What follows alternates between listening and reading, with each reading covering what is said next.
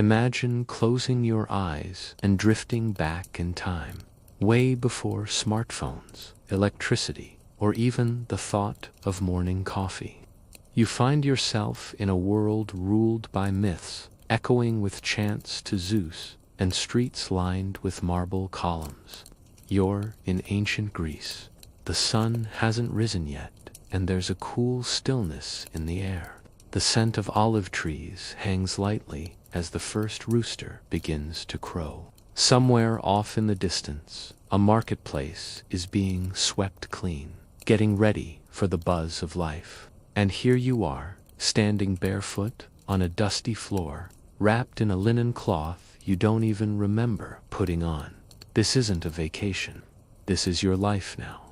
One full day in ancient Greece, exactly as it was, with no modern comforts, no shortcuts, and absolutely no guarantee you'll make it through without wanting to scream. But don't worry, you're not alone. I'll walk you through it all. From the moment you wake up to the minute you try falling asleep again if the bedbugs let you. Of course. Now, let's be honest. You've seen pictures of Greek statues, maybe heard about the philosophers, the warriors, the legends. It all sounds noble and grand until you realize those statues weren't wearing deodorant. Those warriors were likely starving half the time. And the philosophers? Well, they wouldn't shut up even if your life depended on it. Welcome to a place that's beautiful, brilliant, and borderline unbearable. You're not some mighty hero here. You're just a regular person.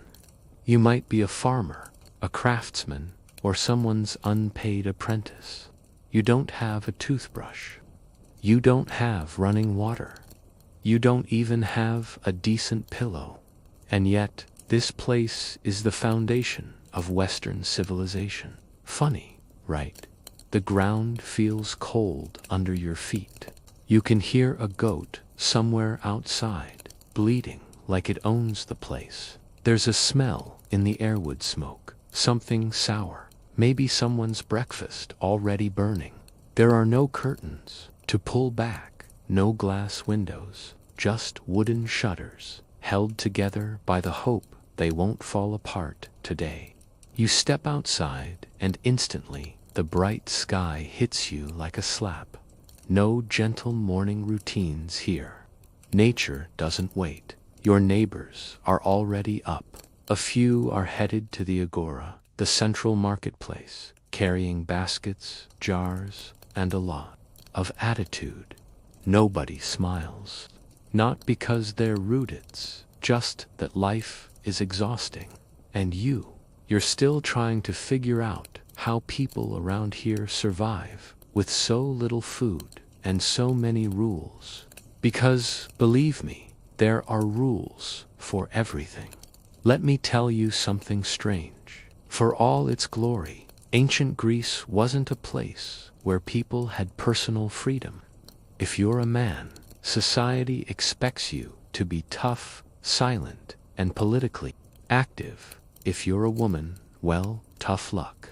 You probably aren't even allowed outside without permission. And if you're a slave, well, let's not even go there yet. We'll get to that part soon enough. As you walk further into the town, your nose is assaulted by a mix of raw fish, sweaty bodies, and something roasting over a fire that smells not quite right. Maybe it's goat. Maybe it's yesterday's goat. Either way, you're probably going to eat it later. Because in this world, food is fuel, not flavor. And hunger doesn't care how picky you are. The streets are narrow. The stones beneath your feet uneven. You try not to trip on a broken tile while dodging a runaway chicken. Somewhere nearby, two old men are arguing about politics, gesturing wildly with their hands. They've been at it for hours and probably won't stop until one of them passes out. Welcome to democracy, ancient Greek style. And just when you think you're starting to get a grip on this place, a priest walks by, muttering something in ancient Greek, sprinkling water, and throwing a glare at you as if you've just offended Apollo himself. You have no idea what he said, but your gut tells you not to make eye contact. Just smile awkwardly and move along. This is the start of your day. And already your back hurts, your stomach is growling, and you're starting to miss your mattress more than you've ever missed anything before. But we're just getting started. This was just a glimpse, just the first breath of a day that's going to test your patience, your stamina, and your ability to not scream into the Aegean Sea. So, take a deep breath. Try not to panic, because trust me, the worst and the weirdest is yet to come. And by the time this day is over, you'll understand exactly why you wouldn't last in ancient Greece. Not even close. Let's begin. Asterisk.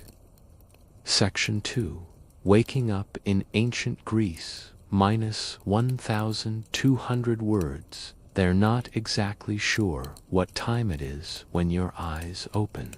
But the light coming through the wooden shutters tells you it's just past dawn. There's no alarm clock, no snooze button, just the natural rhythm of roosters crowing, carts creaking, and the distant murmur of voices rising with the sun.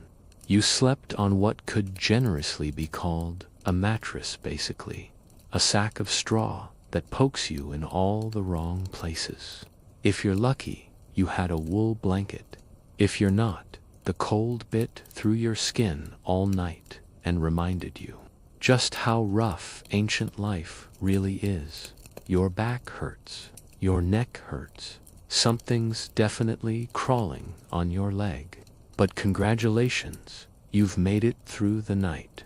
That alone is impressive. The house around you is simple stone walls, wooden beams overhead, and not a single modern comfort in sight. There's no glass on the windows, just rough shutters you can swing open. When you do, the air hits your face, cool, earthy, and a little sharp, like it rained somewhere far away. You're inside a small home, probably a one-room space if you're poor, or maybe a slightly larger one if you're better off. The walls are bare, except for a few clay oil lamps and maybe some painted pottery sitting in a corner. If you live in Athens, you might hear the sound of sandals slapping against dusty roads outside. People beginning their daily routines while mumbling to themselves. If you're in a village, it's quieter, with more animal noises than human ones. There's no running water, no sink, no bathroom. Nature's calling. You'll be heading out to the shared courtyard latrine, or squatting behind a bush outside. Your house, both options, equally miserable.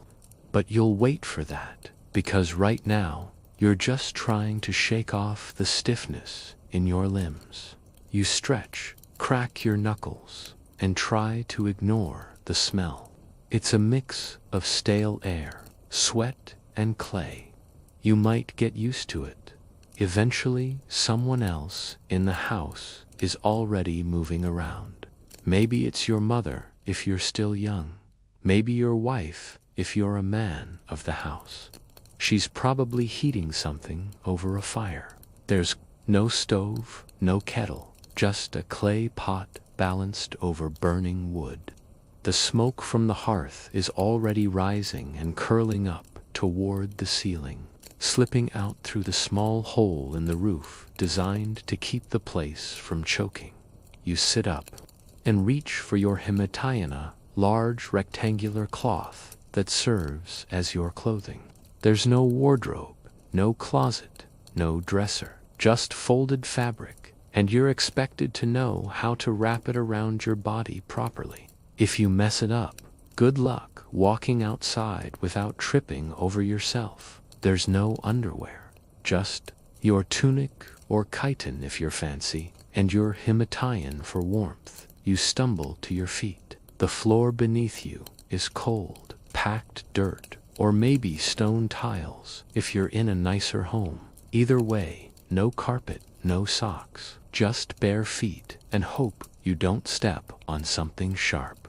You splash a little water on your face from a clay basin. Sitting in the corner, the water is icy. Your teeth chatter. No soap. You scrub with your hands and maybe a bit of sand if you're really trying to exfoliate. Ancient skincare, rough and ready. There's no toothbrush either. If you're feeling especially hygienic, you might chew on a stick or rinse your mouth with some kind of herbal mixture. Otherwise, you just deal with it. Everyone's breath smells bad, and nobody talks about it. You hear footsteps outside, neighbors going about their business. One is already yelling at his mule. Another is sweeping dust off his doorstep, as if that's going to keep it clean for more than 5 minutes. A group of kids run past, barefoot and laughing, already dirty, even though the day's just begun. Breakfast, well, it depends. If you're poor, it's barley bread, dry, coarse, and probably stale. You might soak it in water or watered down wine to make it chewable. If you're lucky, there's some olives or a smear of goat cheese. Richer folks get figs, maybe some honey. But don't expect anything hot, hearty, or even filling. Ancient Greeks didn't really believe in heavy breakfasts. It was more like a light bite to hold you over until the real meal later in the day. You sit down on a low stool, chewing your tough bread while watching smoke rise from other homes. The morning is already warming up, and the sun's casting long shadows through the narrow alleys. You hear distant conversations, people talking about crops, fish, politics, gossip, debts. It's a strange mix of routine and chaos. The kind of atmosphere where everything seems calm on the surface, but underneath, everyone's just trying to get by. If you're a man, today might involve heading to the agora, the central marketplace, either to work, debate, or just stand around pretending to look important. If you're a woman, your day is already mapped out: chores, weaving, cleaning, and making sure the household runs like a silent, invisible machine. And if you're a child, your life is probably already being shaped to fit into the expectations of society. No cartoons, no cereal, just duty. As you look out over the street, the city feels alive in its own dusty, loud way. Dogs bark in the distance. Someone's hammering something on an anvil. You spot a vendor dragging a cart full of fresh fish. The smell hits your nose before you even see him. Not the most pleasant thing to wake up to, but hey, at least it means he caught something. And all this was just waking up. You haven't even started your work, faced the brutal heat of midday, or tried to find shade in a town that's more stone than comfort. But you're here, you're awake, and this world, it doesn't slow down for anyone. You blink, chew the last bite of your bread, and take a deep breath. It's going to be a long day. Let's talk about how you clean yourself in ancient Greece, or rather, how you don't. Hygiene here is more of a suggestion than a routine. There's no running water, no soap that smells like vanilla or citrus, and definitely no hot showers. What you've got is a jug, a bowl, a rough cloth, and your willpower. That's it. You probably started the day by splashing cold water on your face, just enough to wake you up and rinse the dust from your eyes. Baths, those don't happen every morning. In fact, full-body bathing is more of a scheduled event than a daily habit. You don't just walk into your personal bathroom and turn on a tap. Instead, if you're lucky, you go to a public bathhouse, or maybe use a ceramic tub in your home, if you're wealthy. And by tub, I mean a big clay pot you try to squeeze into, filled with cold or mildly warm water, heated over a fire. You pour water over yourself using a jug and try not to shiver too much. Soap, as we know it, doesn't exist here. Instead, people rub olive oil onto their skin and then scrape it off with a metal tool called a strigil. It's kind of like exfoliating. With salad dressing, the oil loosens the dirt and the strigil scrapes it off. It sounds weird, and it kind of is, but that's the best system they had.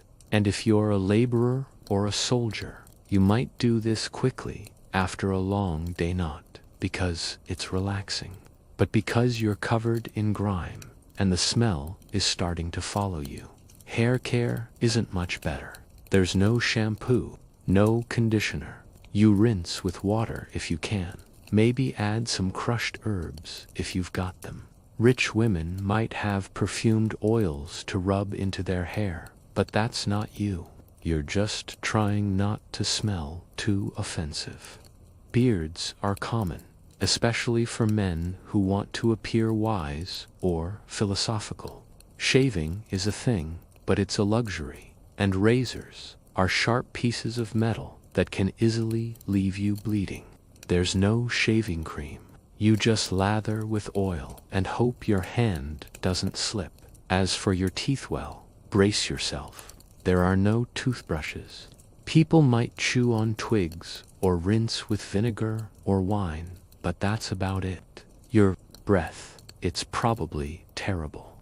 But the good news is, everyone else's is too, so no one's judging much. Now, let's move on to what you're wearing. Clothing in ancient Greece is simple, practical, and extremely easy to trip over. Most people wear a chiton or a himation. Both are basically large rectangles of fabric. The chiton is worn like a long tunic. You fold it, wrap it, and tie it at the waist with a belt. The himation is a heavier outer garment you throw over your shoulder like a cloak. There are no buttons, no zippers, and no fitted sleeves, just folds and pins. And if you don't pin it right, you might accidentally flash the entire street. It happens. Colors vary depending on your social class.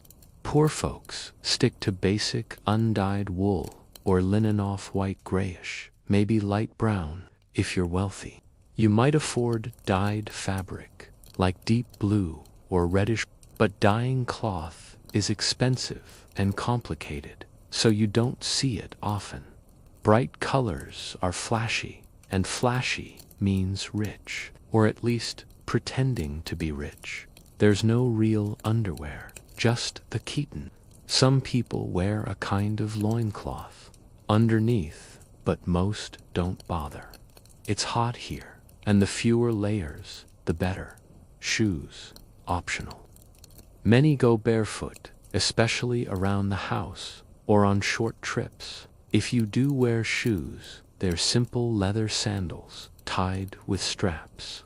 No arch support, no cushioning. After a long walk, your feet will absolutely hate you. For women, clothing isn't much different in structure, just more fabric and more modesty. A peplus or chiton, belted high at the waist, and a shawl called a himation for covering the head or shoulders.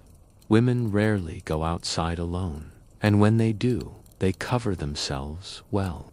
Not because it's cold, but because modesty is enforced, both socially and sometimes violently. Wearing too little, speaking too loudly, or even being seen in the wrong place can bring shame on the whole household.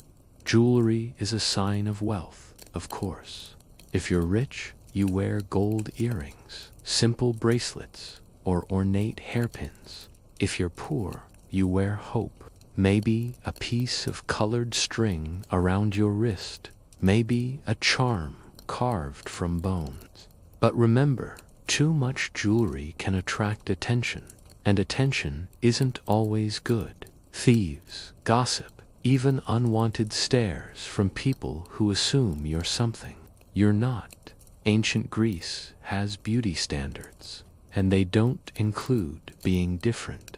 You finish dressing and catch a look at yourself in a polished bronze mirror. There's no glass, just shiny metal, and the reflection is blurry at best.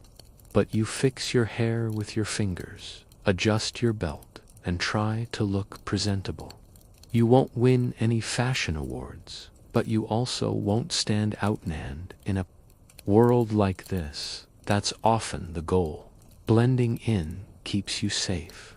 Before heading out, you might dab a bit of oil on your arms or neck. Scented, if you're lucky.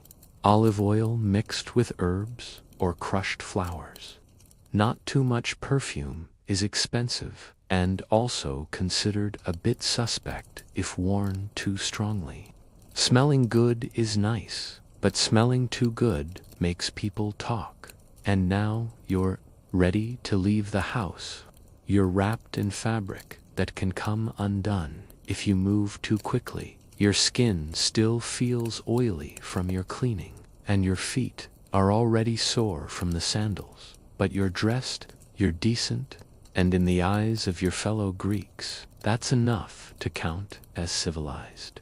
You step outside, face the rising sun, and join the slow-moving crowd of people heading toward their daily fates. Farmers, merchants, servants, all wrapped in similar robes, all smelling slightly of oil and dust. You blend right in. This is the world you've woken up into, where getting ready in the morning takes effort, patience, and a complete lack of privacy. But here, that's just life, and nobody's complaining except maybe their feet. You're dressed, barely clean, and already tired. Now your stomach reminds you that it's empty. It doesn't growl, it complains loudly. But don't expect much in return.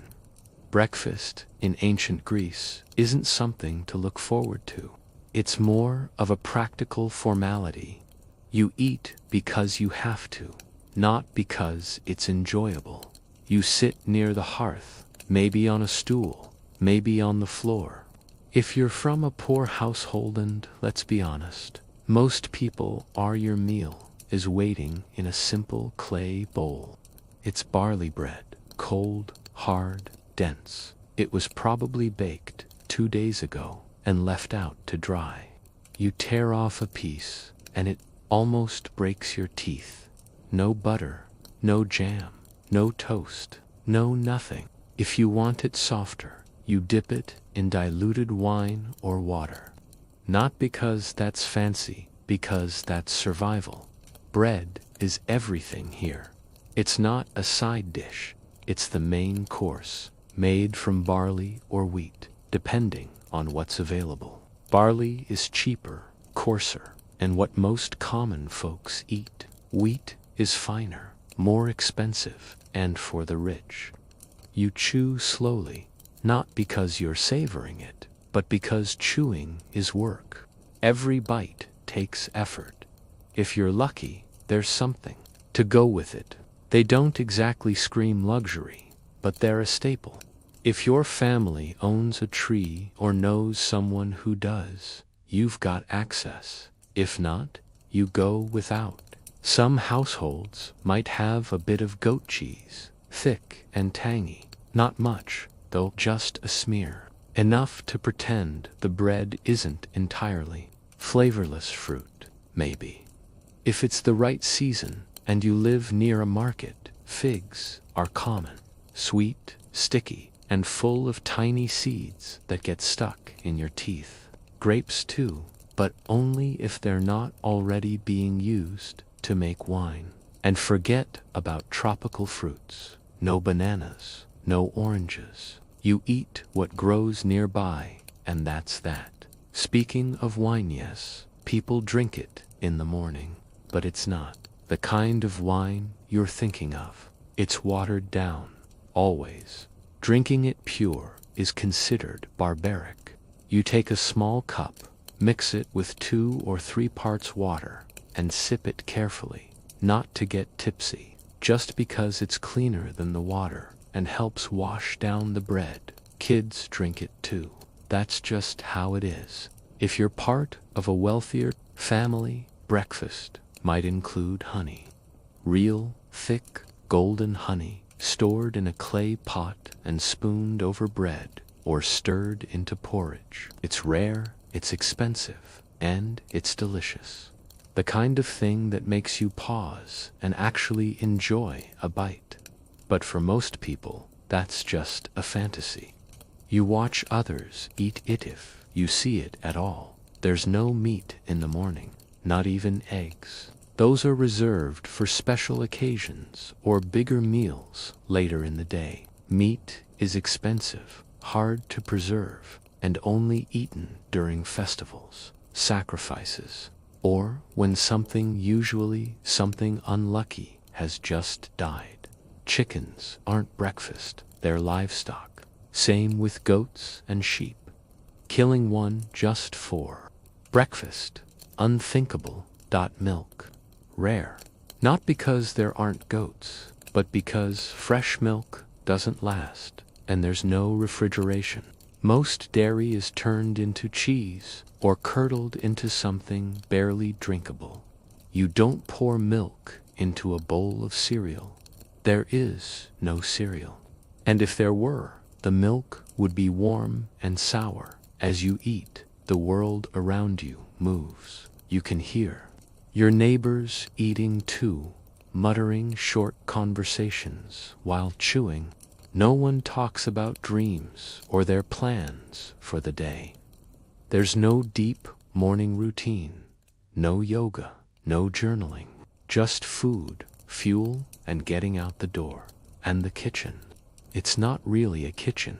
It's more like a small hearth area with a fire pit, a few hanging pots, and maybe a small shelf for storing grain or oil. Cooking is done squatting near the ground, turning things by hand, burning your fingers more often than not. No recipes, no timers.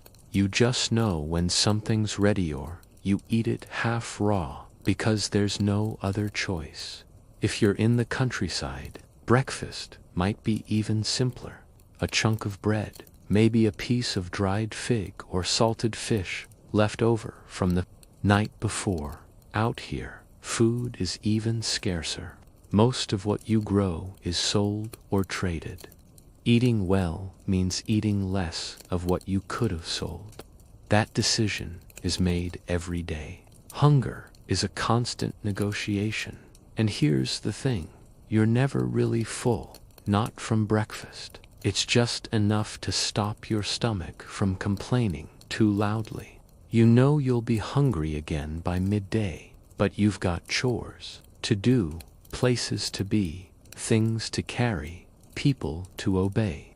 So you brush the crumbs from your hands and get moving. That's what everyone does. If you're a woman, you've probably already prepared the meal before anyone else woke up. You've ground the grain, fetched the water, lit the fire. You eat last, quietly, maybe with a child in your lap. If you're a servant or slave, you eat even less, whatever's left, if anything at all. And you do it quickly, without looking anyone in the eye. Food is fuel, but status decides how much fuel you get. Even breakfast has a pecking order. The more important you are, the better your bread. The closer you sit to the fire, the more honey you taste.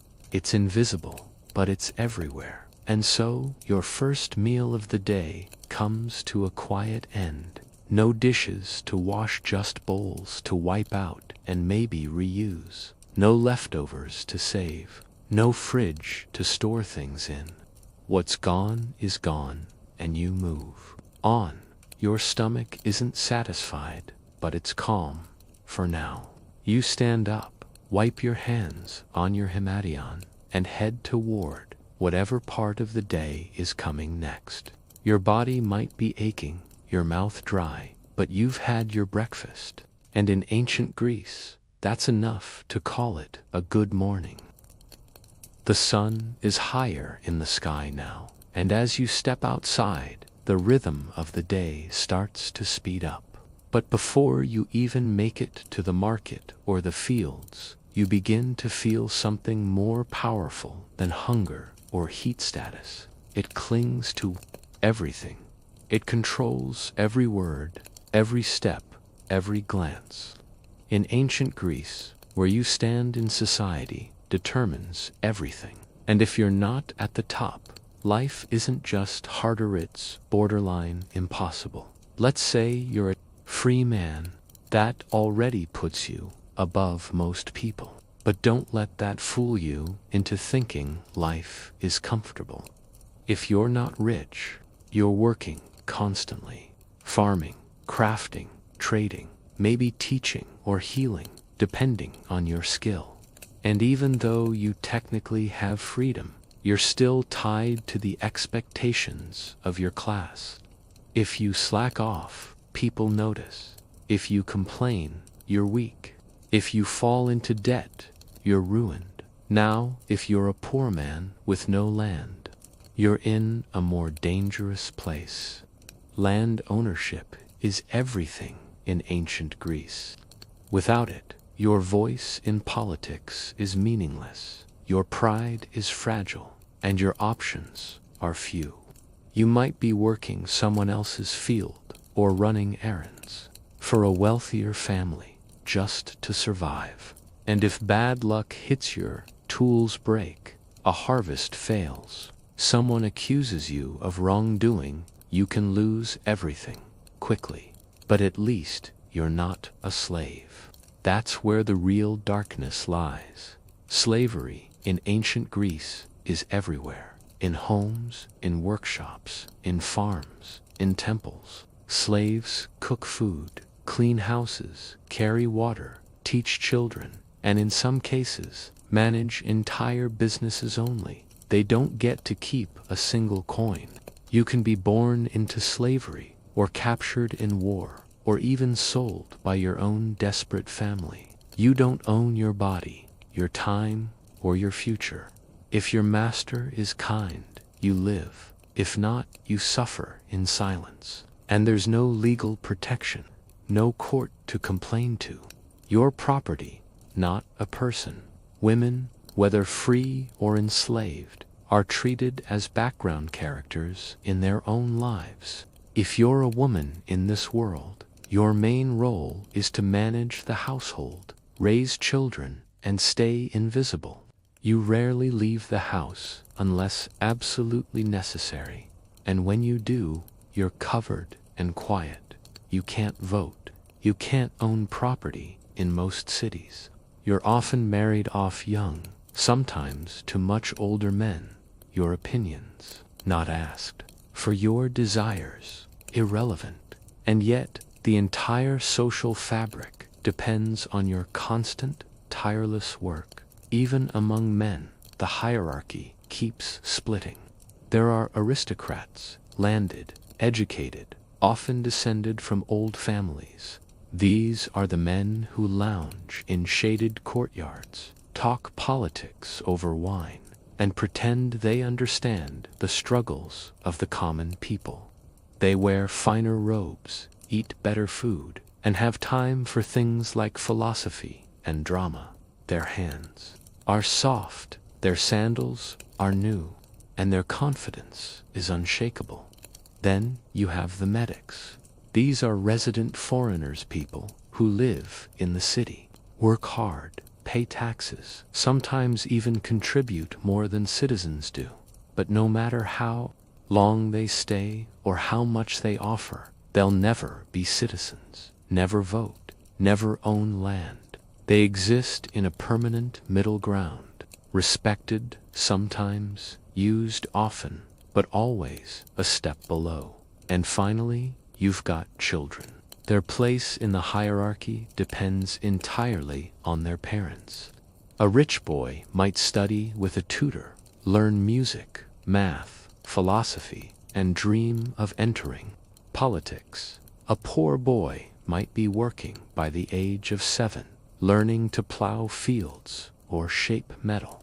Girls, they don't get much of a childhood at all. By the time they're 12 or 13, they're being prepared for marriage, taught how to run a household, and trained to obey. Their childhood ends before it really begins. Social mobility, it barely exists. You're born into a class and usually die in the same one. There are exceptions, of course. A slave might buy their freedom if they're lucky or talented. A poor man might win favor through war or make a fortune in trade. But those stories are rare, and they're told like legends. Most people, they live and die in the same dust, and status affects more than just opportunity. It controls how people treat you. Walk too confidently as a poor man, and someone might accuse you of arrogance. Speak too boldly as a woman, and you could be punished or shamed. The invisible rules are everywhere, and breaking them costs more than anyone can afford. Even religion has a hierarchy. Priests and priestesses hold power, but they're often drawn from elite families. Festivals are grand for the rich and exhausting for the poor. Sacrifices cost money. Offerings take time. And while everyone prays to the same gods, the gods don't seem to answer everyone equally. So what do? You survive. You keep your head down. You do what's expected. You gossip quietly, obey publicly, and dream secretly if you dare. Maybe you imagine a better life. Maybe you hope your children climb higher than you did. But in the day-to-day grind, all that matters is making it through without slipping lower on the invisible ladder. As the day unfolds, you feel the weight of this system pressing down on every decision: where you walk, who you talk to, whether you speak at all. It's a silent pressure that never lifts. And the worst part, everyone thinks it's normal. This is the truth behind the marble statues and heroic poems.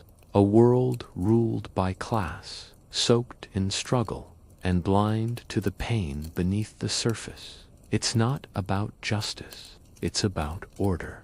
And if that order keeps you at the bottom, then your only choice is to endure it quietly, because in ancient Greece, even survival is a privilege. The streets are filling now. Sandals slap against stone, carts creak under the weight of goods, and people are already shouting over one another in the bustling chaos of the agora. This is where the heart of the city beats, not in temples or courts, but herein the noise, the trade, the sweat. If you want to survive in ancient Greece, you work, and you work hard. There's no such thing as passive income here. You don't earn money in your sleep. You don't relax while your investments grow. If you're not wealthy, then you're out here in the dirt and heat, just trying to get through another day. Let's say you're a potter. You rise early, knead clay until your arms burn, and shape vases, cups, plates, whatever people need. It's messy, back-breaking work, and it doesn't pay much unless your pieces are exceptional. Maybe a merchant buys a batch from you to sell. In another city, maybe a local family just needs a cheap bowl. Either way, the clay dust clings to your skin, your clothes, and your lungs. You'll carry that grit with you long after the sun sets. Or maybe you're a blacksmith. You work beside the fire all day, hammering bronze or iron into tools, nails, hinges, armor if you're lucky. The air in your shop is thick with smoke and sweat. Every swing of the hammer echoes through the alleyways. Your hands are calloused, your eyes sting, and every muscle in your body aches by noon. But you keep going because tools mean trade, and trade means coin. Farmers live a different life. They usually don't live in the city itself, but bring their produce here to sell.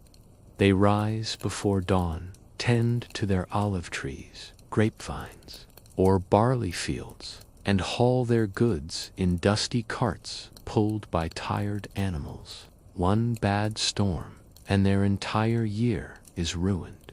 One drought, and there's nothing to sell. Then there are the craftsmen, the shoemakers, the carpenters, the weavers. Each has their own little shop or works out of their home, producing goods by hand, often with help from family members. Children learn the trade early. There's no school for them, no time for games. They tie knots, sew sandals, sand wood. Their tiny hands do big work because every pair of hands matters. Merchants, on the other hand, walk a fine line. They don't make anything, they sell things. Olive oil, fish, wine, wool, perfume, pottery, slaves. They deal in goods, words, and charm. Some travel between cities by sea, risking pirates and storms. Others set up stalls in the marketplace, bartering, shouting, smiling with gritted teeth. A merchant can make a fortune or lose everything in a single deal. Their job isn't physical, but it's stressful, unstable, and full of enemies pretending to be friends. Teachers and philosophers hold a strange place in the city. They don't sweat like laborers, but their work is still a grind. They sit under olive trees or in shaded courtyards, reciting verses, asking questions, arguing until their voices crack. They teach boys from wealthy families, drilling them in math, music, rhetoric, and logic. But it's not a guaranteed living. If you're not well known, or if your students are few, you might go hungry.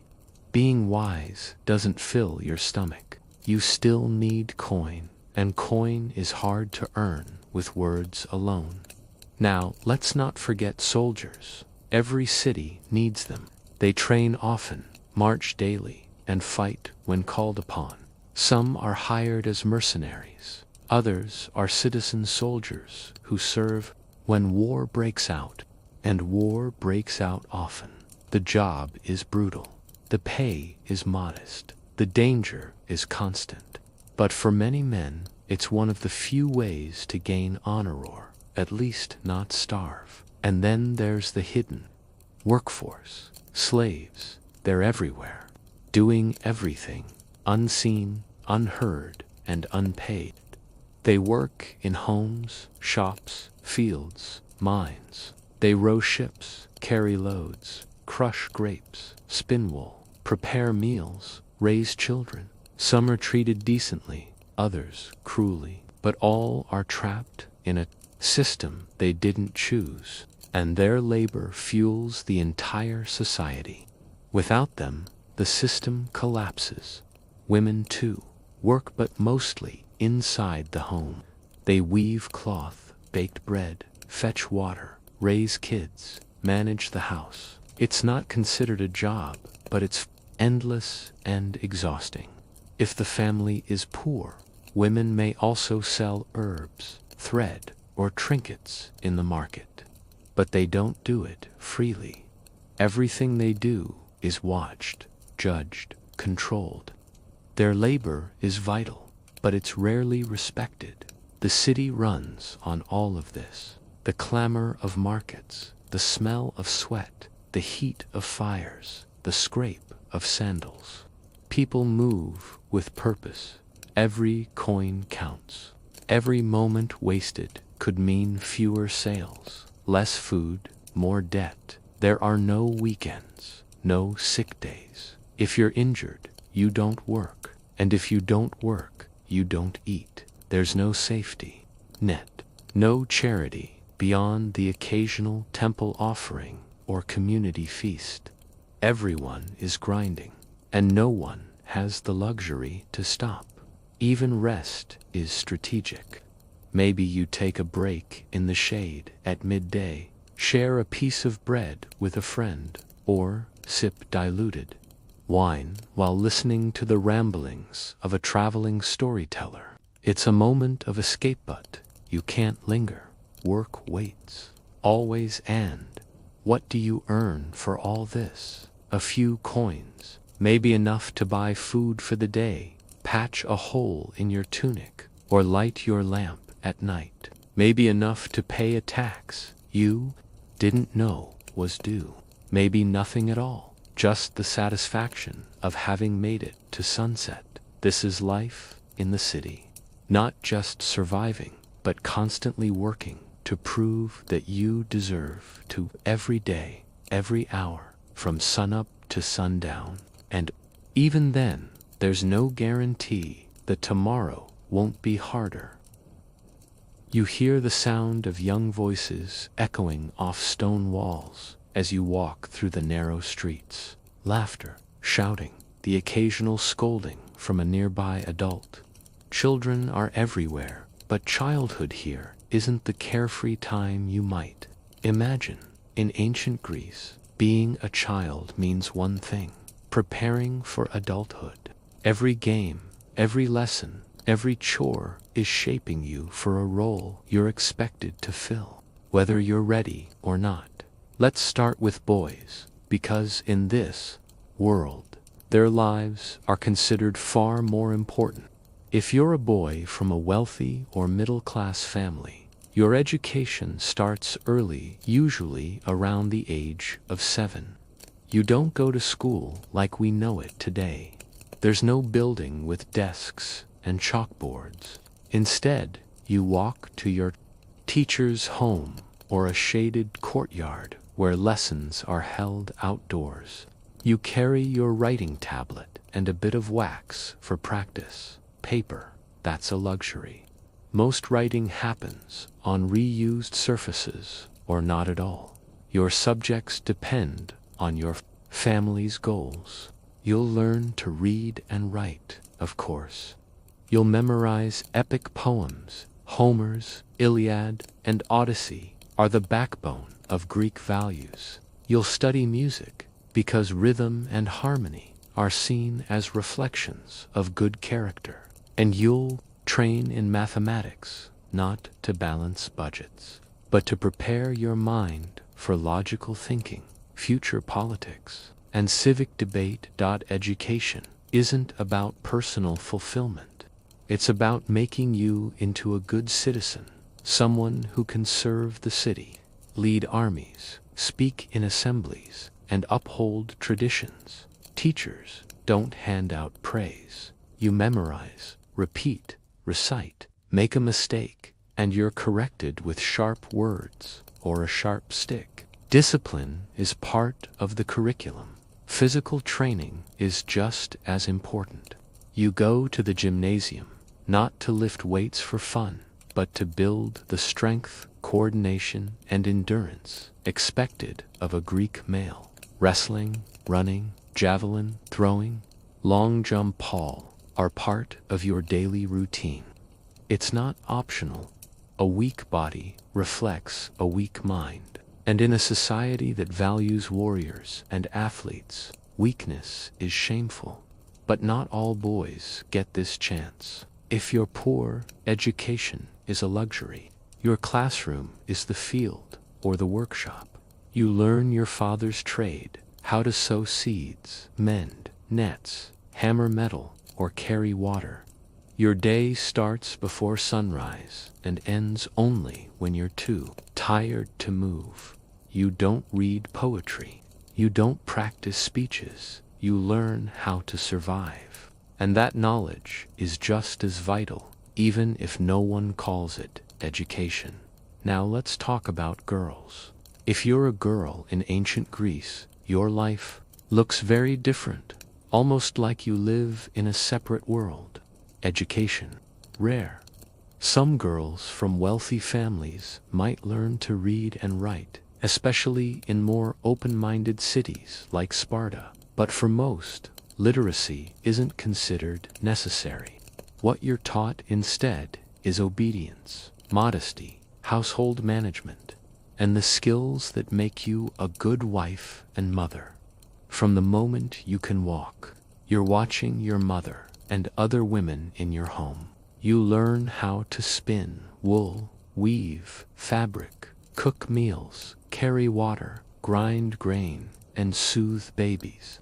These aren't hobbies, they're survival skills. A woman is expected to run an entire household, often with little help, and she's expected to do it quietly, without drawing attention.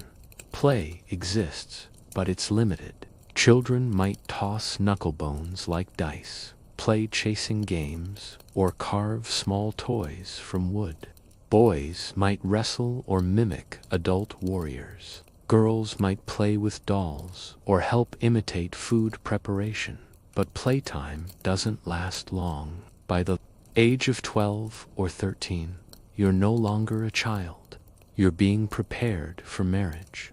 Boys, on the other hand, are just getting started. If you're from Sparta, your entire life becomes military training at that point. You leave home at 7 and live in a barracks with other boys. You train, fight, endure hunger, and learn to follow orders without hesitation. Brutality is part of the system. Fear is part of the training. You're being molded into a soldier, a weapon for the state. And if you fail, there's no second chance. Even outside Sparta, boys are pushed to toughen up. Sensitivity is discouraged. Emotions are buried. You're told to think logically, act bravely, speak confidently. The expectations are clear, and failing to meet them means shame for you and your entire family. Family, by the way, holds enormous power over children. Your father's word is law. If he's displeased with you, there's no higher authority. And at birth, not every child is accepted. Some are abandoned if they appear weak, sick, or simply unwanted. This is known, it's accepted. Life is valued, but not equally. Still, there are moments of joy. Kids laugh, even in ancient times. They find ways to have fun, sneak sweets, chase animals, listen to stories. Grandparents tell tales of gods and monsters. Older siblings tease the younger ones. Someone might pretend a lump of clay is a chariot or draw pictures in the dirt with a stick. Children find magic even when their world is made of stone. Religious festivals also provide rare moments of excitement. Boys might run races in honor of Hermes. Girls might join processions dressed in bright robes, carrying sacred baskets or dancing to flute music. It's one of the few times children are publicly seen and celebrated. For a brief moment, you matter, you belong. But those moments pass quickly. By the time you're a teenager, the city expects you to take your place. Boys begin apprenticeships, start training for war, or prepare to inherit family responsibilities. Girls are married off, expected to bear children and manage homes of their own. There's no in-between, no waiting room before adulthood. One day you're a child, the next you're not. And that's what childhood is like here, short, strict, shaped entirely by what others need from you. There's little time for self-discovery, little space for wandering thoughts. You are molded intentionally, forcefully into a citizen, a wife, a worker, a warrior. It's not gentle, it's not fair. But in ancient Greece, growing up is just another word for surviving. As the day moves on and shadows stretch across the city, you start to notice something that touches every part of life here.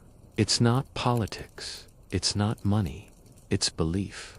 In ancient Greece, religion isn't just something you practice, it, something you breathe. Every stone, every breeze, every moment carries the weight of the gods. You don't go a day without thinking about them. They're in your prayers, your curses, your celebrations, and your fears. The gods aren't distant, untouchable figures. They're everywhere, watching, listening, reacting.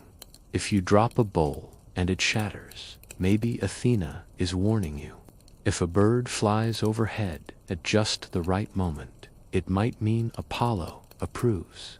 Nothing is just coincidence. Everything means something. And so, you begin your day by honoring them. A small offering at the household altar, usually a corner with a statue or painted image, maybe a bowl for oil or grain. You light incense or leave a bit of bread, not because you want something, but because you don't want something bad to happen. That's the heart of Greek religion. Not love, not loyalty, fear and respect. The gods are powerful. You honor them so they don't hurt you. Each household has its favorites. Zeus is the king, sure, but he's not who you pray to every day. Hestia guards the hearth. Hermes watches over travelers. Demeter keeps the crops growing. If you're a sailor, Poseidon rules your fate. If you're a soldier, Ares holds your life in his bloody hands. If you're hoping for love, maybe you whisper to Aphrodite. If you're hoping for justice, you call on Athena. Every god has a domain. Every domain touches your life. At the heart of the city, massive, beautiful structures with towering columns and painted carvings, but you don't go inside them, not really. That space is for the god, not the people. You leave offerings outside, on an altar, wine, fruit, honey, sometimes animal sacrifices. The smoke rises, and you hope your prayers do too. A priest might chant or sprinkle water, but the ritual is short and practical. No choirs, no sermons, just respect and fear. Sacrifices are a normal part of life. Sheep, goats, pigs killed with a quick cut, their blood drained onto the altar. The meat isn't wasted, it's cooked and shared, sometimes during a festival, sometimes with family. But the act itself is sacred.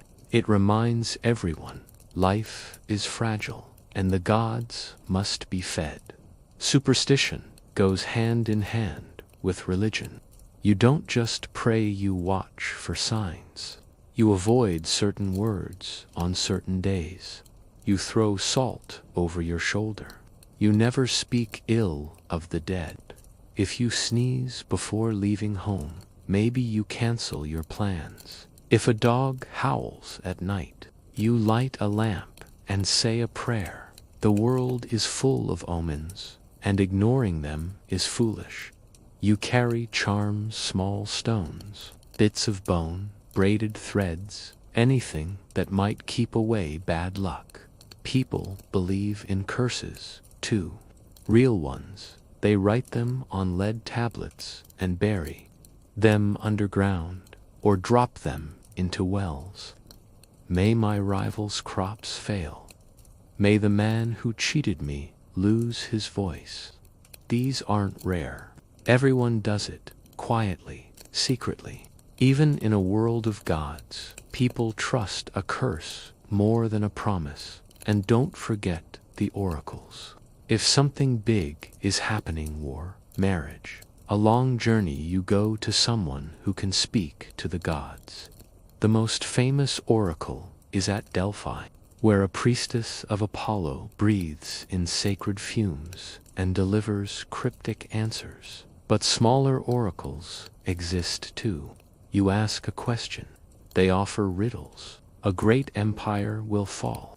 The road you seek lies behind you. It's confusing, but people follow the advice anyway. They want to believe someone understands the Godsby, 'cause no one else does. Magic isn't rare either, not in the way you think of it: wizards and wands, but in whispered spells, chants, strange symbols scratched into walls. Midwives chant prayers during childbirth. Farmers bury protective tokens under their fields. Women mix herbs into wine to gain affection or obedience. It's not called magic. It's called survival. And death is everywhere in religion. You fear it, but you also prepare for it constantly. The body must be washed, dressed, and buried properly. Coins are placed on the eyes or in the mouth to pay Charon, the ferryman who guides souls across the river Styx. If the dead aren't buried right, their spirit wanders, angry and vengeful. Ghosts are real here. Everyone believes it. The afterlife isn't a reward, it's a shadow. Most souls go to Hades, a dark, misty place where memories fade and joy doesn't exist. Only heroes reach the Elysian fields, a kind of paradise. But for you, for most people, death is the end of light, the start of forgetting. That's why people honor the dead with food, prayers, and ceremonies, so they don't come back. But even with all this, religion isn't about guilt. There are no commandments, no sins in the way later religions describe. It's not about being good, it's about showing proper respect. You can lie, cheat, even kill, and still be in good standing with the gods if you keep up your offerings, your festivals, your sacrifices. And festivals, those are the heartbeat of the religious calendar. They're noisy, colorful, crowded, sacred, and deeply political. You dress in your best robes, carry torches through the streets, sing hymns, and share meals. Some festivals last days. Some involve plays or athletic contests. All involve wine, lots of wine. But they're not just parties, they're performances. A way to remind the gods that the city remembers them, and a way to remind the people who's in charge. At the end of the day, when the sky darkens and the lamps are lit, you kneel again at the household altar. A quick prayer, a small thanks, a whispered plea. Not because you had a good day, not because you're especially religious, but because this is how the world works. Because the gods are always listening, and silence that might be taken as disrespect, so you speak, just in case. It's late afternoon now. The hardest work of the day is behind you, and the streets begin to hum with a different kind of energy. People move a little slower, talk a little more, and for the first time all day, there's a chance, just a small one, to enjoy life. In ancient Greece, free time doesn't come often, but when it does, people know exactly how to use it. Let's say you're a free man, not too poor, not too rich. After your labor is done, you might head to the agora, not to shop, but to talk. The agora isn't just a market, it's the beating heart of conversation, gossip, debate, and philosophy. You find a few familiar faces, sit on a stone bench, maybe sip a little watered-down wine, and talk about politics, about war, about taxes, about whatever the gods seem to be doing lately. Everyone has an opinion, and everyone is ready to argue. You might stop by a storyteller's corner, where someone is reciting a heroic tale, maybe something from Homer, or a local myth passed down for generations. People gather around, eyes wide, mouths full of roasted chickpeas or olives, completely lost in the rhythm of the story. No one's scrolling through anything. No one's multitasking. When stories are told here, you listen with your whole body. If you're lucky, there's a theater performance happening that evening. In Athens, the theater isn't just entertainment. It's a religious event, a cultural event, a social obligation. The plays are performed in massive open-air amphitheaters that echo with every word. You might laugh at a sharp political comedy or weep at a tragic tale of gods and fate. The writers, Sophocles, Euripides, Aristophanes, are celebrities in their own right. The actors wear masks and the chorus chants, and by the time the final line is spoken, you feel like you've been part of something much bigger than yourself. And the best part, admission to the theater is often free or paid by the city for those who can't afford it. For a moment, rich or poor, everyone sits together, side by side, watching the same story unfold under the same sky. Now, maybe you're not in the mood for a play. Maybe you'd rather head to the gymnasium. But don't imagine treadmills and protein shakes. This place is open air, full of sand and sun, where men of all ages train, exercise, or just relax. Wrestling, discus, foot races, it's part sport, part social scene. You might rub yourself with oil, stretch your arms, and watch younger boys compete while older men argue about who was stronger in their day. There's laughter, competition, and always a bit of showing off, because in Greece the body is art, and every athlete is a walking sculpture. Music is everywhere too. In homes, in taverns, at festivals. The lyre, the flute, the instrument tells a different story. If you're at a gathering, someone might pick up a lyre and play a gentle melody while others sing along. Songs of love, loss, wine, and war. There's no stage, no microphone, just voice, strings, and emotion. And, of course, there are the symposia. These are drinking parties, but not the sloppy kind. They're carefully arranged gatherings of men wealthy, intellectual, sometimes elite, who drink wine, eat small meals, and talk for hours. They lie on cushioned couches, sip from wide bowls, and discuss everything from poetry to politics to the meaning of life. Slaves serve the drinks, musicians play softly in the background, and the room fills with laughter, argument, and a haze of wine-soaked ideas. Not everyone is invited to a symposium. If you're poor, your version might be sitting on a cracked stool in a smoky tavern, sharing cheap wine with a friend and a few scraps of food. But the spirit is the same. You talk, you laugh, you forget how hard life is, just for a little while. And what about women? Their entertainment looks different, quieter, hidden behind walls. In most cities, respectable women don't attend theaters or symposia. Their joy comes from storytelling, singing, weaving in groups, or playing games with their children.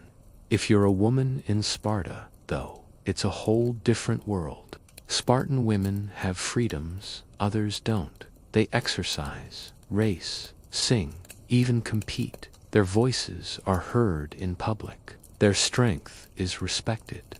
It's rare but real. Children find fun wherever they can. They play with hoops, dolls, spinning tops. They race barefoot through dusty streets or play games with stones. They chase chickens, mimic their parents, sneak bits of fruit, and dream of being heroes or queens. They find joy in the cracks of a hard world. And then there are the festivals. These are the grand spectacles, the days the city transforms. Colorful parades, loud music, sacrifices, dances, free food and drinking. Everyone takes partridge, poor, citizen, slave. For a few days, the usual rules bend.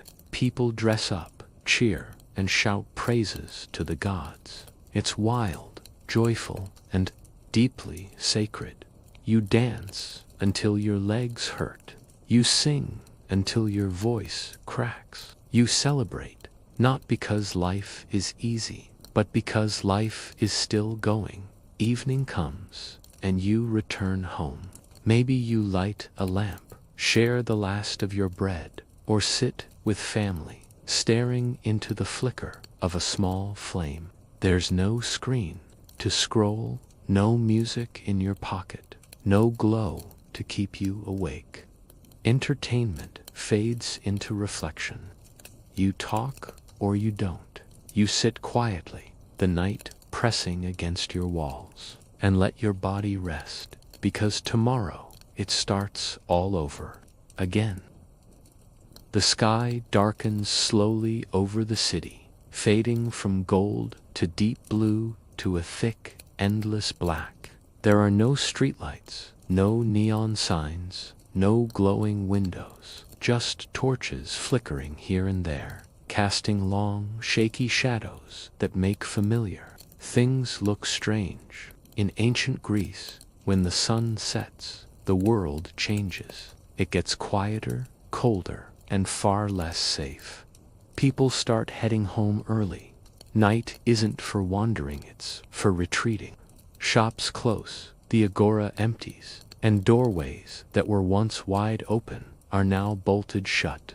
The streets become narrow, mazes of silence, broken only by the distant bark of a dog or the soft footsteps of someone hurrying home late. And if you are still out there, alone and without purpose, you're watched. Suspicion grows with the shadows. Back inside your home, the light dims. Oil lamps burn slowly, giving off a soft orange glow and the faint smell of smoke and olive oil. There's no electric hum, no buzzing of appliances, no background noise except the crackle of a small fire or the creaking of wooden beams overhead. The house breathes with you. The silence isn't empty, it's full of awareness. The home itself is simple. Clay walls, a packed earth floor, maybe a wooden ceiling if you're lucky. Rooms are small, and most don't have furniture in the way we think of it. You might have a low table, a few stools, maybe a wooden chest for clothes or tools. If you're well off, you might have a second story. If you're poor, everyone shares a single room. Either way, when night comes, everything slows. Before sleep, there's a small routine. You might pray at the household altar, thanking the gods for getting you through the day. You might offer a bit of wine, a whisper, a hopeful thought for tomorrow. It's not dramatic, it's habitual, quiet, steady, like brushing away the dust from your sandals before bed. Just part of being alive in a world ruled by invisible powers. Now comes the part you've waited for all day: sleep. But don't imagine soft pillows and warm blankets. Your bed is simpler wooden frame, if you have one, with ropes or straps across it. On top, a thin mattress stuffed with straw, wool, or old fabric. If you're poor, you sleep directly on the ground, maybe on a mat or blanket if you're lucky. No insulation, no springy comfort, just the cold bite of stone or the scratch of straw beneath your ribs. You sleep fully clothed or nearly. Night air can be chilly, especially in winter. And there's no central heating, just body heat and maybe a wool cloak pulled over your shoulders. Richer households might have a brazier, a small metal pot of burning charcoal that offers warmth, but it also gives off smoke and can be dangerous in a closed room. Most people just tough it out, and who you sleep next to says everything about your life. If you're a child, you sleep near your siblings, curled together like puppies, wrapped in whatever cloth you can find. If you're married, you share a bed with your spouse, but affection isn't always part of the arrangement.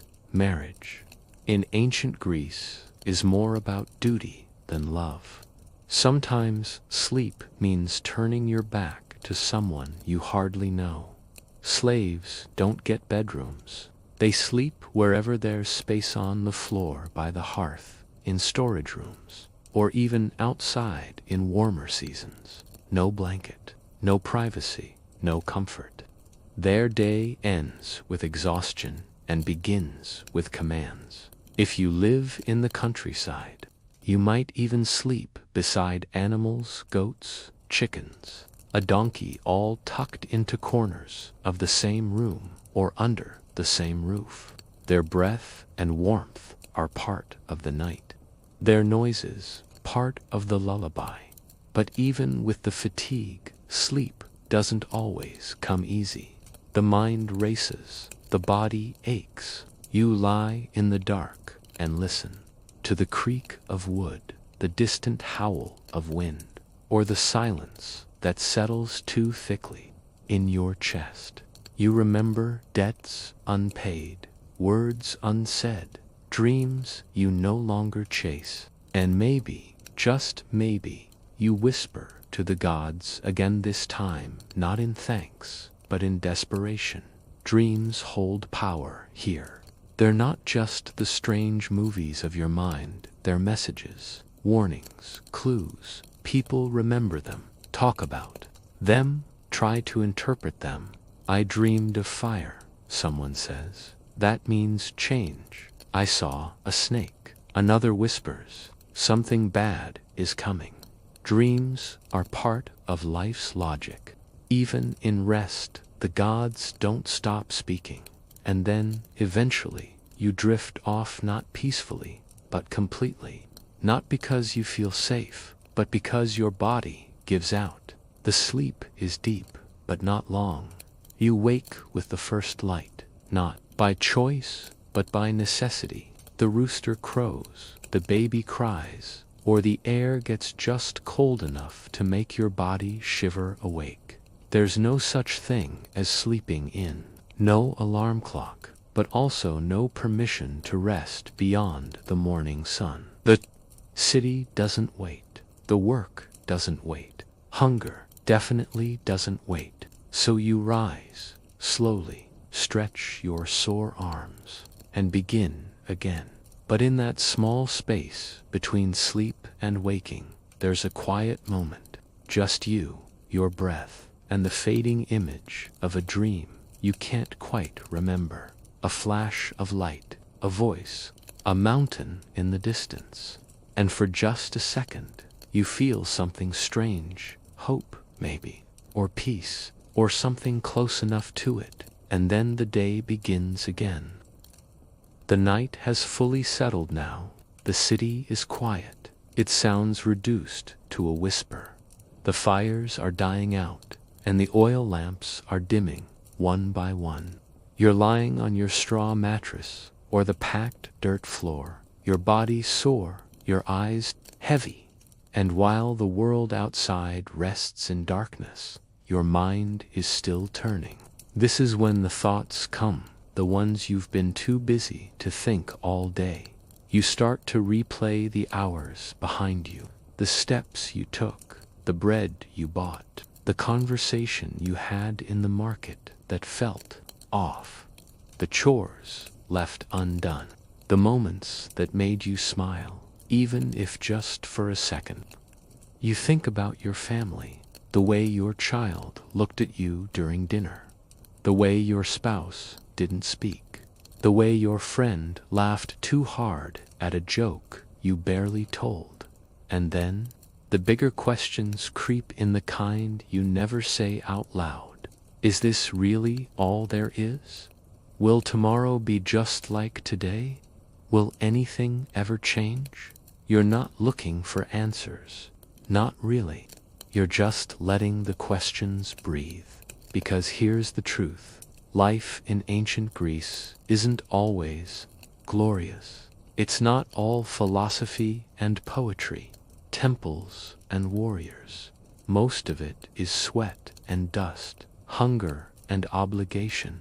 You work, you obey, you endure, and every now and then you get a taste of something beautiful, a song, a story, a look, a moment of quiet that feels like freedom. But even beauty here comes with weight. You look at a statue and think about the hands that carved it, blistered and bleeding. You listen to a poem and think about the mother who taught her son to speak so well, only to lose him in war. You taste sweet wine and remember the slave who harvested the grapes.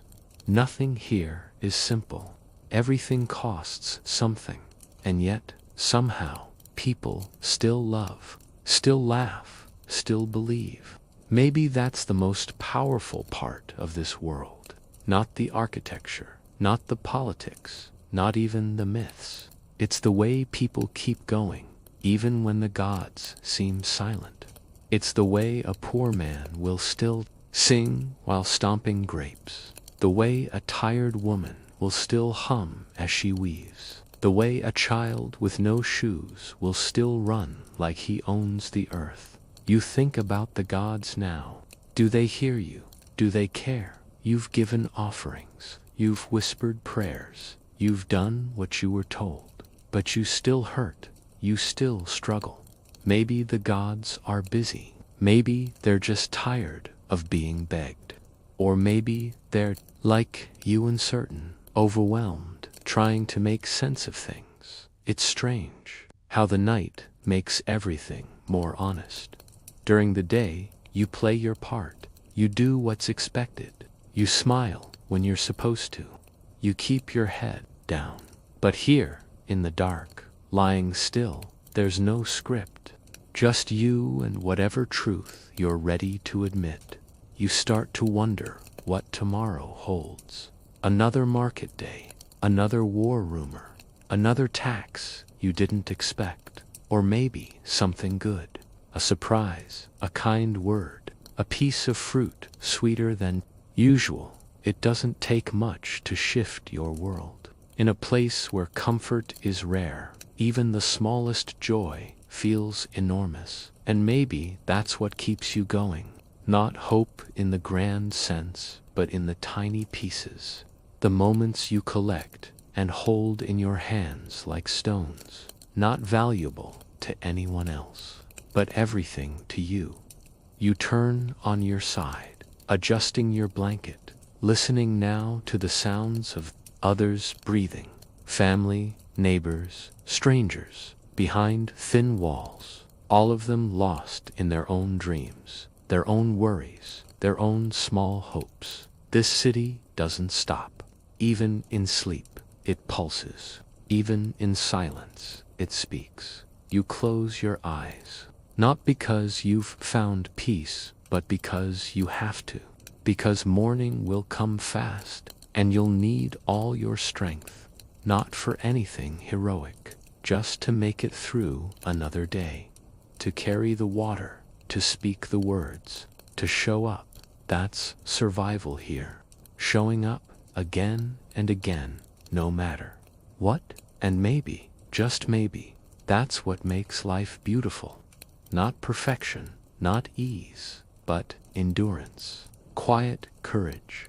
The kind that no one praises, but that builds everything. As the last ember fades and the cool air settles in, you take one final breath, not deep, not dramatic, just enough to let your body know it's okay to rest now, because you've lived a day in ancient Greece.